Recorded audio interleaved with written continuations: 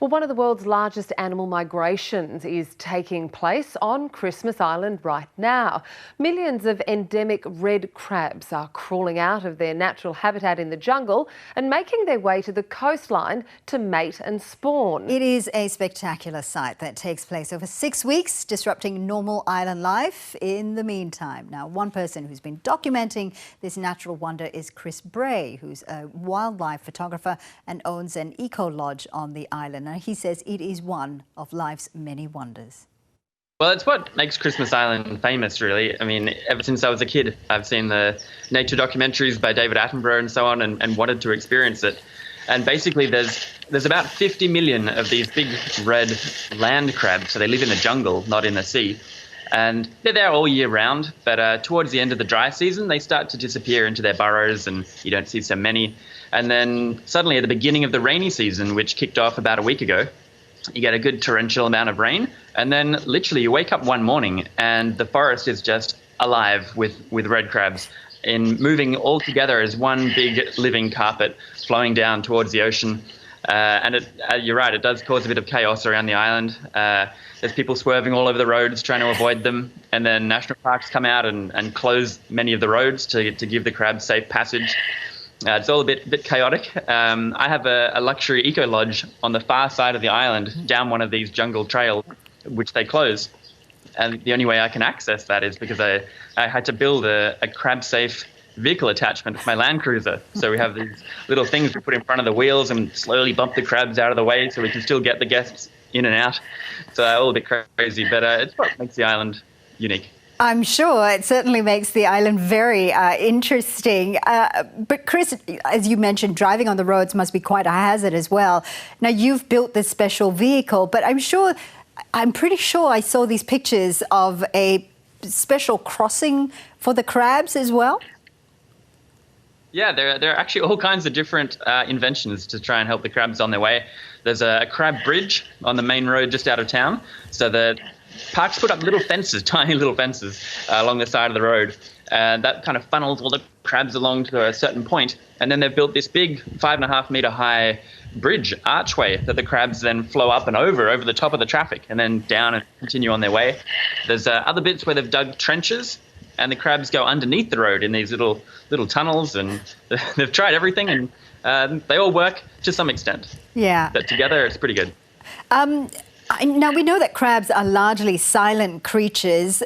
Is that the case with this huge migration? Is it quite like a silent sea of red carpet moving along, or are they quite noisy when they get together? No, that's one of the most amazing things about it. You think exactly crabs would be just really quiet, but when you get that many of them, 50 million of them, you can just hear every little leg walking across all the leaves, because all the leaves are quite crunchy and dry at the end of the dry season. So there's just like this quite loud, more than a rustle, of just all these little footsteps moving through the jungle. And particularly when they're going up over that crab bridge, which is made of metal, it's actually quite a loud screeching sound of all these like lots of really sharp fingernails sliding down bits of metal. It's quite a creepy sound, really. Now, we know that they are, as you say, migrating from the jungle to the sea. They mate, they spawn. Are the eggs then released into the sea? That's right. So even though they're land crabs, they still have that tie back to their original ancestry of being in the sea. So they have to start their life off in the ocean. So the females launch all their eggs into the sea and they hatch straight away. And then they drift around out in the open ocean for about a month. And it depends on where the currents go, whether they all just get lost at sea. Some years you don't really get any back. But some years, like last year, was an amazing return. And the currents just happened to bring it back. And again, one morning you wake up and the low tide rocks are just covered in a little carpet of red, which are tiny, tiny, tiny little really cute red crabs. And they all just come out together and flow up into the jungle for a couple of days. And that also looks spectacular. I think it's even more amazing than the red crab migration itself. Chris, you've been documenting this migration for a few years now. Have you noticed any changes in the last few years in terms of maybe their behavior or even their population numbers? No, I mean, yeah, I've seen a few migrations now, not as many as a lot of the locals. So I'm still saying, oh, wow, that was the biggest baby crab return ever. And a lot of the locals are like, ha, you haven't seen anything yet.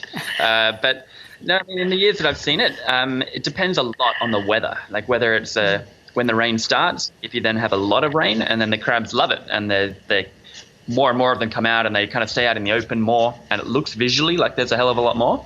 But then other years it's been quite dry, and then they come out, and then they kind of go, oh, I don't know, is it too dry? Should we go back home? I don't know.